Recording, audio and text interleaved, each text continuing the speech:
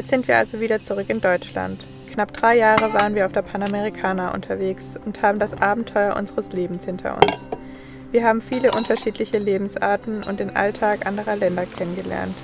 Doch wie findet man zurück in den eigenen Alltag nach so einer langen Reise? Eine Frage, die wir oft gestellt bekommen und die wir uns oft auch selbst stellen. Denn eine konkrete Antwort haben wir noch nicht, wie es weitergehen soll. Und so machen wir unsere ersten Schritte Vanlife zurück in Deutschland.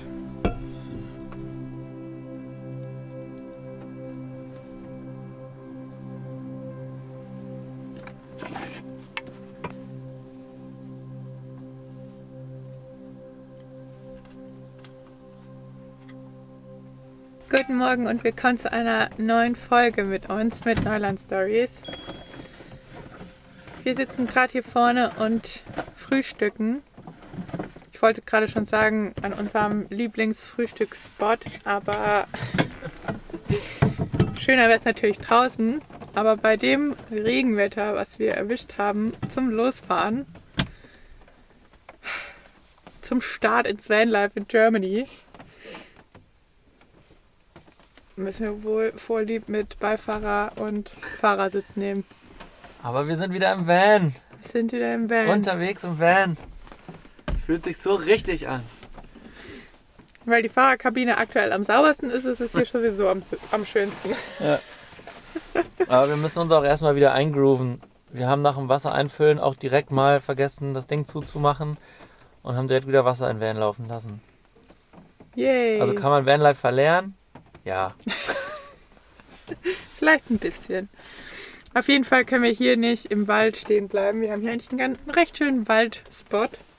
Aber hier ist es so matschig. Wir können kaum vor die Tür gehen, ohne in tiefe Matschpfützen zu treten. Deswegen fahren wir jetzt mal noch ein Stück weiter.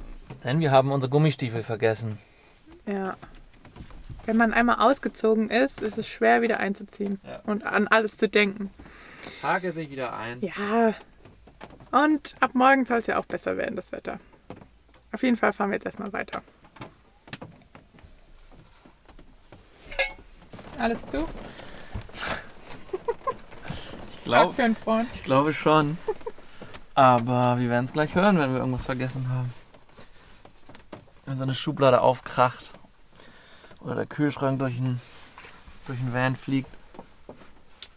Muss noch Schuhe anziehen. So. Schlüssel.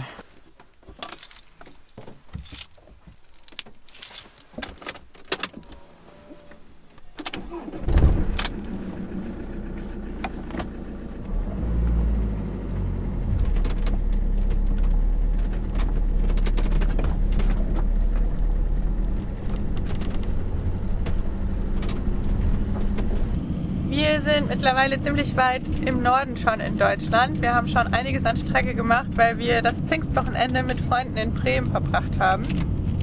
Und sind jetzt so auf der Höhe von Bremerhaven und machen uns jetzt noch einen Tick weiter nördlicher und fahren heute mit der Fähre über die Elbe auf die andere Seite ins richtige Norddeutschland.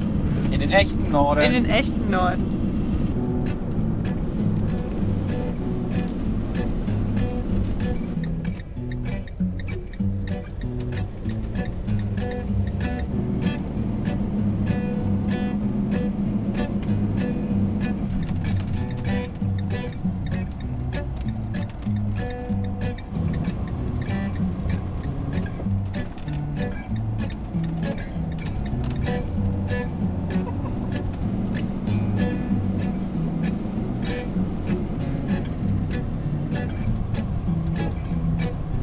Nach knapp einer Stunde Fahrt haben wir uns jetzt in die Schlange von der Elbfähre eingereiht bei Wischhafen, die nach Glückstadt fährt.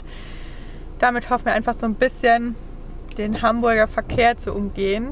Und aktuell ist die A1, glaube ich, ein komplettes Desaster. Jetzt gucken wir einfach mal, wie das hier so vorangeht mit der Fähre, ob das Sinn macht. Theoretisch gibt es hier auch noch einen Stellplatz. Also wenn es uns zu lange geht, könnten wir uns hier auch einfach auf einen Wohnmobilstellplatz stellen und dann einfach morgen früh vielleicht die erste Fähre oder so nehmen. Vielleicht nicht die erste. je nachdem, wie früh die fahren. Aber jetzt warten wir, es geht schon voran. Hier rechts, kurz vor dem Fähranleger, ist quasi ein kostenloser Stellplatz für Wohnmobile, Camper, Vans. Gibt es überraschenderweise ziemlich viel hier oben in den Gemeinden, die einfach so kostenlos zur Verfügung gestellt werden. Man muss dann für Wasser und Entsorgung und Toilette und so muss man ein kleines Entgelt bezahlen, aber finde ich mega fair. Und der ist jetzt hier direkt an der Elbe. Klar, man hat den Fährverkehr, aber nicht schlecht, oder? Ich finde es nicht schlecht. Ich finde es nicht schlecht. So, 5 Minuten nachdem die Fähre abgelegt hat, hat auch schon eine... Upsa. Oh, das war mein Handy. Hat eine neue Fähre angelegt. Und wir hoffen mal, dass wir jetzt mit drauf kommen. Sieht aber ganz gut aus. Sieht aber ganz gut aus, genau. Und dann haben wir jetzt auch gar nicht so lange gewartet. Cool.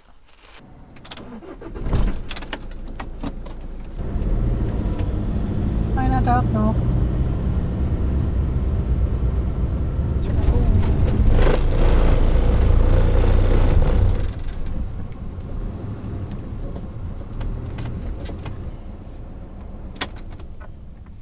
Aber nehmen wir. Ist eine ganz gute Sicht.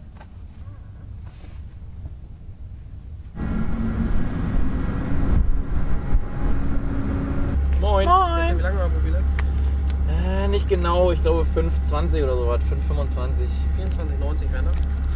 Geht mit Karte, oder? Ja. Perfekt. Danke. Also. Wir haben abgelegt. Das kostet jetzt für uns ein Fiat Ducato. Also bis zu 6 Meter kostet ein Wohnmobil 18,50 Euro mit 2 Erwachsenen, 6,40 Euro. 24,90 Euro. Ich weiß gar nicht, wie lange sind wir unterwegs? 10 Minuten? 15 Minuten? Ja, 15. 20 vielleicht, Max? Zwischen 20 und 30 Minuten ist man unterwegs. Und wir haben auch schon abgelegt.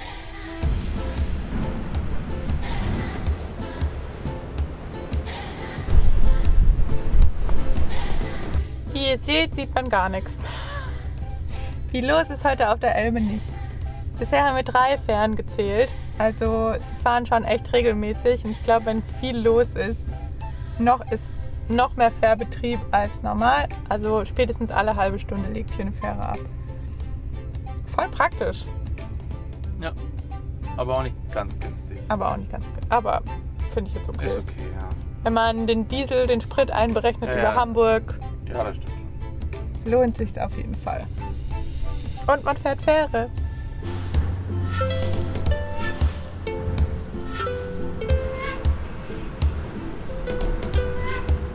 Das ging ruckzuck. Ich glaube, es waren jetzt auch wirklich keine 20 Minuten, vielleicht eine Viertelstunde. Sind schon wieder am Anlegen. Leider immer noch Schiedwetter. Wir suchen jetzt uns auf der Seite einen Stellplatz, wo wir schön übernachten können. Und erstmal irgendwas Warmes essen, was Aufwärmendes. Pizza! Nein. So. Ich habe voll Lust auf Gnocchi. Minestrone, Gnocchi, Suppe oder sowas. Klingt auch sehr gut. Wind, Regen kommt rein.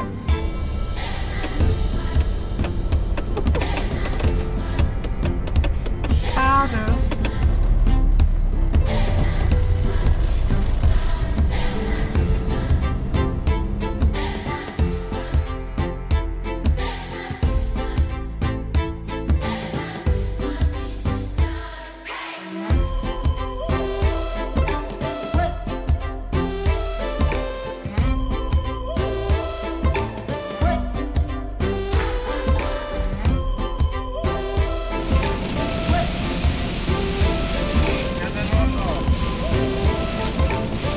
Wie hat Basti gerade so schön gesagt, Regen kann der Norden auch. Wir haben uns jetzt hier einen Stellplatz in der Nähe gesucht, weil es einfach so doll regnet und das Fahren so echt keinen Spaß macht. Und ja, da fahren wir jetzt erstmal hin.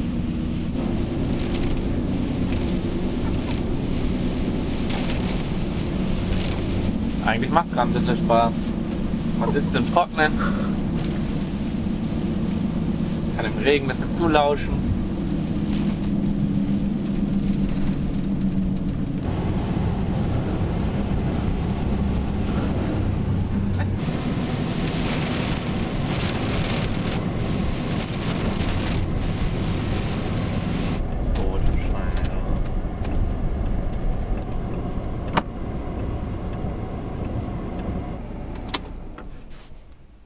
Ja. Yep. Und ich muss pinkeln. Dann benutzt doch mal unsere neue Turboluft.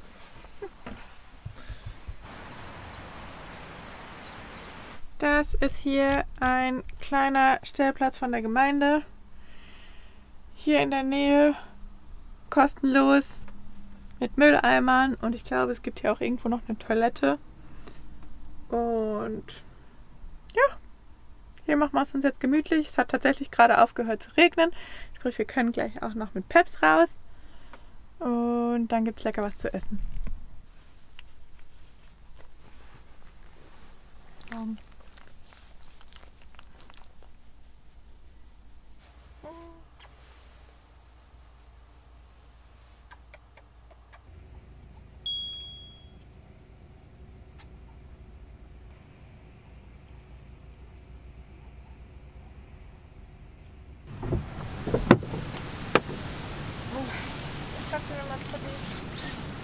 Komm schon.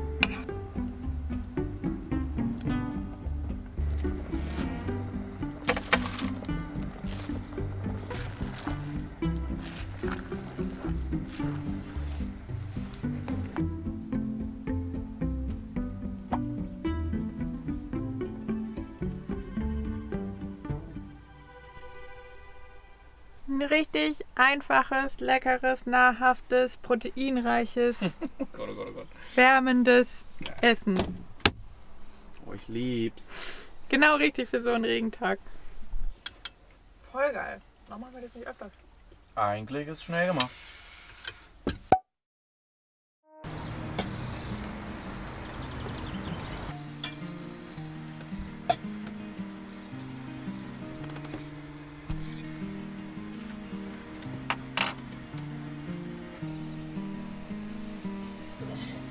Alles drin. Hätte ich das halt lassen wollen, Ja, weil schon. wir da nicht mehr anfassen. Guten Morgen. Wir hatten eigentlich eine ziemlich gute Nacht. Bis auf unseren Nachbar hier in dem großen LKW, der hat gedacht, er lässt den Generator laufen. Keine Ahnung, für was man nachts einen Generator braucht. Oder ich war mir auch nicht sicher, ob es der Generator oder ob es der Motor war. So kalt war es. Und es war auch überhaupt nicht kalt, dass man das irgendwie für eine Heizung oder sowas brauchen muss. Naja, egal. Wir haben einigermaßen gut geschlafen. Wir sind bei Sonne aufgewacht, haben heute Morgen schon gearbeitet, Kaffee getrunken und räumen jetzt zusammen und verschwinden hier von dem Plätzchen. Wir wollen die Anwohner nicht zu doll. Ja, es ist ein offizieller Platz, wo man stehen darf. Ja, das stimmt schon. Aber wir wollen irgendwie, weiter. ja, Basti und ich, wir haben uns auch gerade unterhalten und irgendwie fühle ich mich noch so richtig unsicher hier in Deutschland. Wo darf man stehen? Wie lange darf man stehen? Fällt man hier unangenehm auf? Sind die Blicke der Anwohner nur, aha, interessant oder aha, schon wieder welche oder keine Ahnung. Wir werden es rausfinden. Ja, wir tasten uns wieder ran. Wir lernen neu. Wir lernen neu Vanlife in Europa.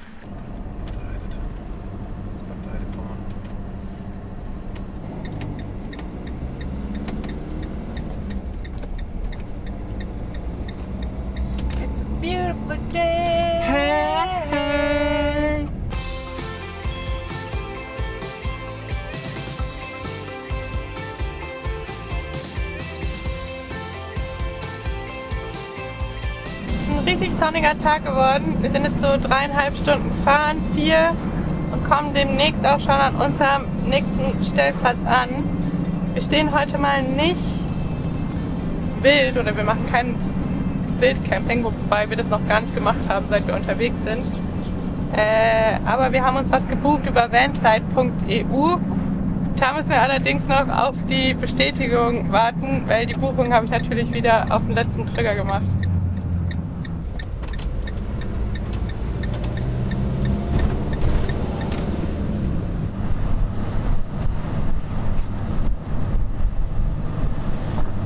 Die Dörfer hier sind richtig idyllisch mit so Klinkerbau und Reetdachhäusern und viel Grün und viele Seen. Fällt uns richtig gut.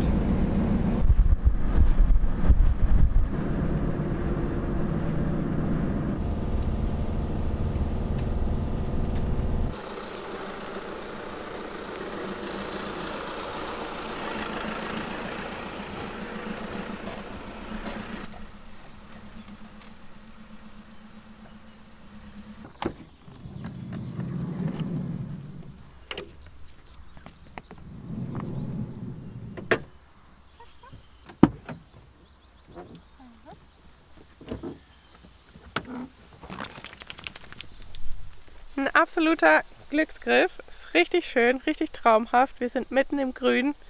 Um uns herum nur Wiese und ein paar Insekten.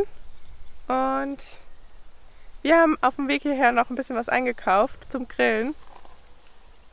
Und ich glaube, das machen wir jetzt, oder? Grillen! Und Peppy findet es im Grün einfach auch am besten. Und endlich riecht es wieder nach Date. Das ist Camping.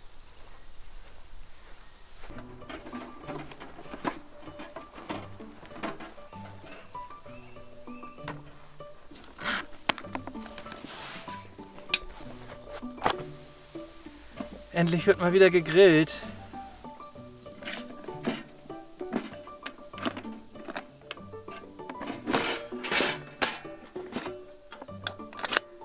Und das dürfen wir heute mit unserem nagelneuen Nomadic Barbecue Grill machen. Ich glaube, das ist der mobilste Grill, den ich überhaupt bisher gesehen habe. Ich freue mich richtig drauf.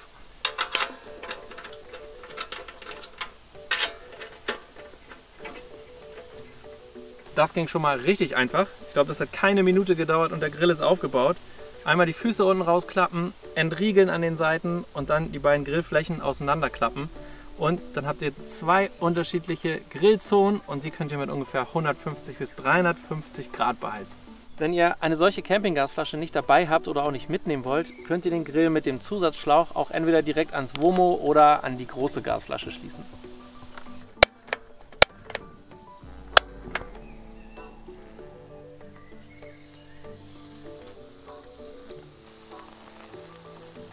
Richtig gut ist natürlich, dass man die Seiten unterschiedlich einstellen kann.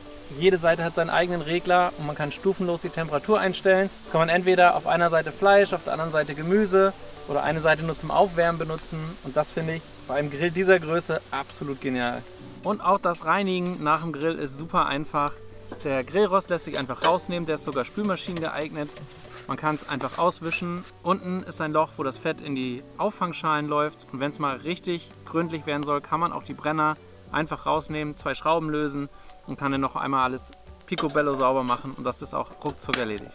Für uns auf jeden Fall der perfekte Grill für unterwegs, sei es hier mit dem Camper im Grün oder vielleicht am See oder am Meer. Wenn ihr den Nomadic Barbecue Grill einmal ausprobieren möchtet, dann schaut am besten mal im Shop vorbei. Da gibt es den Grill und noch etliches Zubehör dazu zu kaufen und mit unserem Rabattcode spart ihr 10% auf euren Einkauf. Wir verlinken euch unten alle Informationen nochmal inklusive dem Rabattcode und ja, ganz viel Spaß beim Ausprobieren.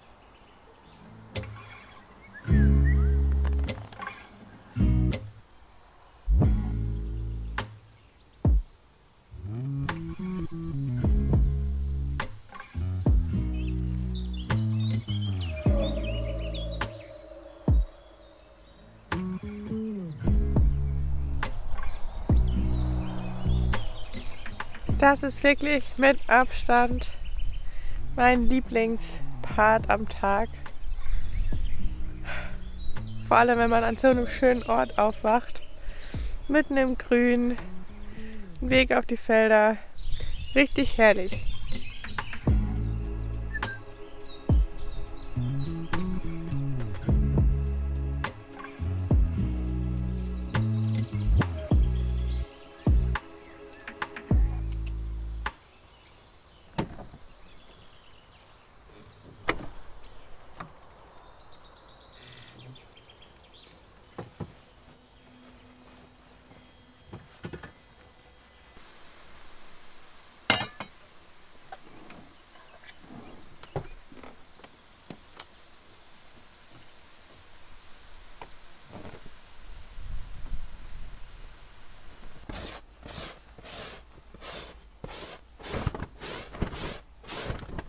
Jeden Morgen das Gleiche. Überlegt euch gut, ob ihr einen Hund im Van haben wollt.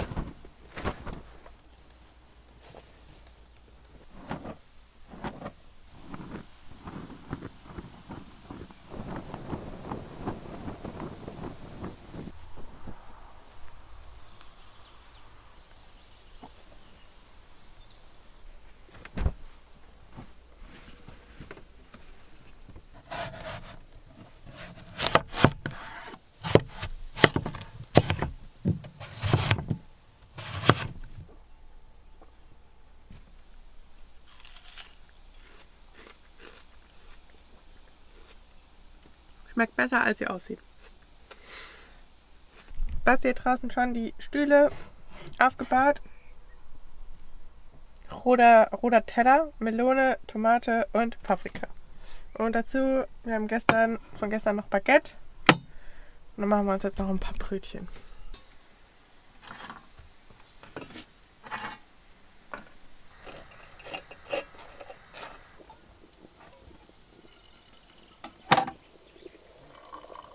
Ich glaube, wir haben gerade 1,5 Stunden Frühstück vorbereitet. Irgendwie bewegen wir uns hier in absolutem Murmeltiertempo im Van noch. Ja, wir müssen uns halt erst wieder eingewöhnen. Ja, wo die Sachen sind, was wir vergessen haben. Wie man zu zweit in so einer kleinen Küche steht. Stoßen die ganze Zeit aneinander. Und stehen uns im Weg. Dann kommt der Hund raus und hat auch Hunger. Ja. Alles nicht so einfach auf kleinem Raum.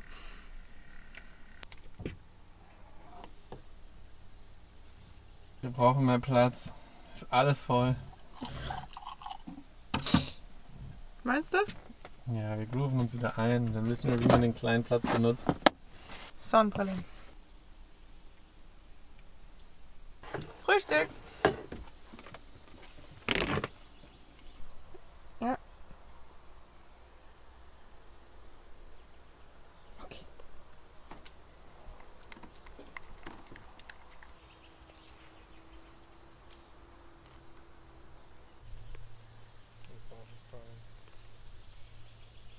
Das ist eigentlich absolut gar kein klassischer Morgen, würde ich sagen. Aber wenn man so einen Platz in Deutschland mal gefunden hat, muss man ihn auf jeden Fall ausnutzen. Normalerweise würden wir schon längst an den Laptops sitzen und was arbeiten. Und das müssen wir jetzt auch gleich tun. Ja. Aber hier haben wir sowieso keinen Empfang. Und seit wir zurück sind, benutzen wir auch kein Starlink mehr. Und wir müssen sagen, die Netzabdeckung in Deutschland lässt zu wünschen übrig. Egal, wo wir hinkommen. Wir haben echt so schlechten Empfang. Zumindest reicht es nicht aus zum Arbeiten am Laptop, um Daten hochzuladen oder irgendwas. Deswegen arbeiten wir jetzt noch ein bisschen was, räumen zusammen und dann müssen wir uns auf die Suche machen, wo wir gutes Netz haben oder wo wir Wi-Fi haben, um die Sachen hochzuladen.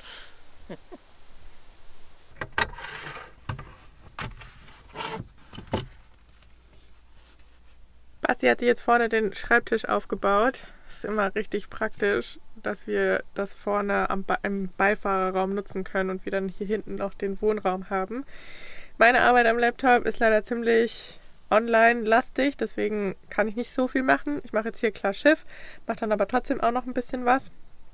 Und dann fahren wir in so 1-2 Stündchen los. Der Himmel ist ganz schön zugezogen und das innerhalb kürzester Zeit. Ich habe draußen schon alles weggeräumt und jetzt schneide ich noch die Melone in kleine Stücke. Ein Teil davon gefriere ich ein, weil das schmeckt an heißen Tagen richtig lecker in einem Smoothie.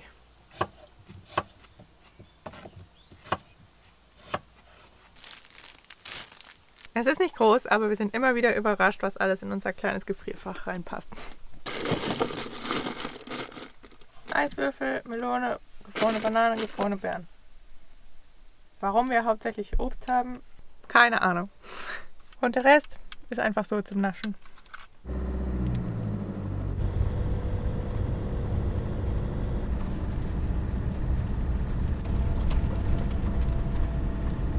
So, wir fahren jetzt als erstes Richtung Wismar, denn unser erstes Ziel ist die Insel Pöhl. Haben wir einfach mal ins Navi eingegeben. Svenny war noch nie da. Ich war einmal in meinem Leben da. Ein Kumpel von mir hat in Wismar studiert und wir haben einen Tag auf der Insel Pöhl verbracht. Und in meiner Erinnerung war das ganz schön da. Dann fahren wir jetzt einfach mal hin.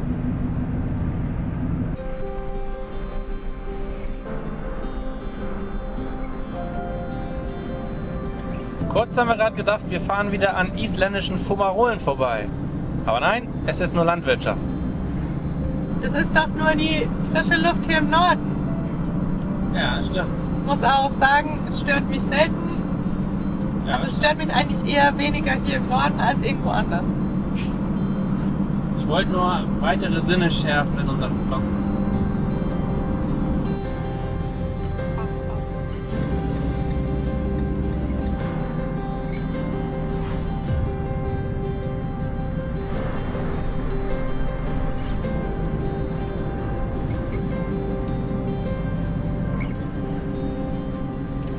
Ihr könnt heute von Glück reden, wenn ihr nicht hinter uns fahrt. Svenny findet heute das Gaspedal nicht. Ja. Ich habe heute einfach nur keinen Stress. Svenny hat einen sehr entspannten Tag. Da ist auch mal 60 bei 90 angesagt. Bei 80. Naja, bei 80. Zack, wieder überholt.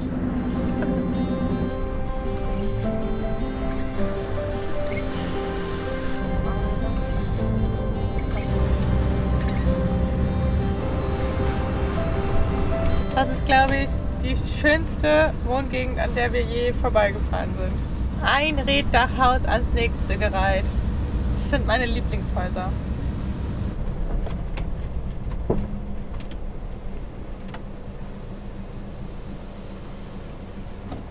Stellplatz gefunden und wir machen uns jetzt noch ein Melonen-Slush und den nehmen wir dann mit ans Meer und wir hoffen, dass wir einen schönen Sonnenuntergang sehen.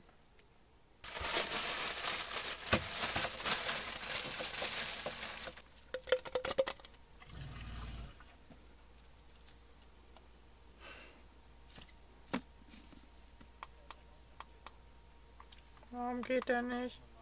Der Akku ist leer. Der Akku ist leer und ich habe ihn erst geladen. Mano. Kein Slush. Das lief ja gut. Dann halt ohne.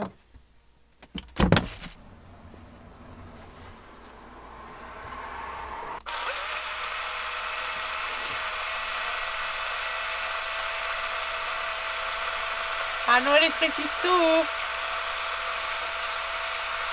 Wir haben jetzt nur hier so eine halbe Stunde lang gewartet, bis ich gecheckt habe, dass ich einfach nur falsch zugedreht habe.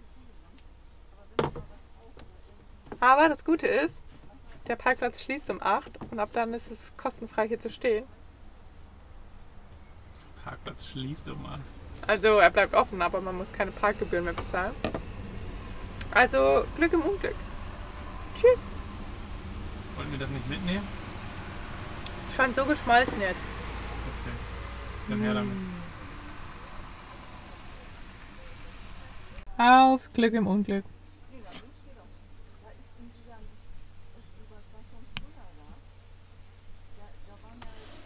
Haben wir schon lange nicht mehr getrunken. Mhm. Mega gut. Mit Melonen-Slush hat Vanlife quasi angefangen vor uns. In Spanien. In Spanien.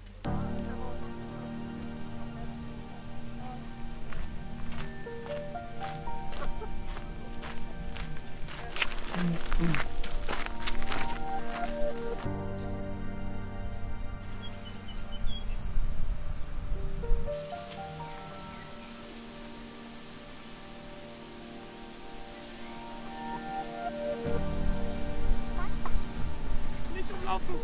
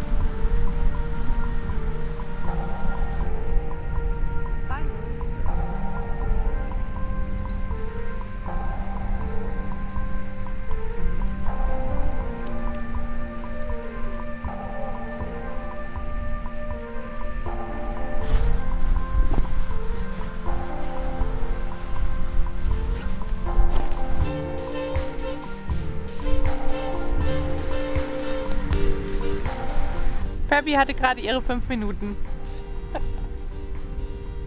Die kriegt sie am Strand immer. Ja.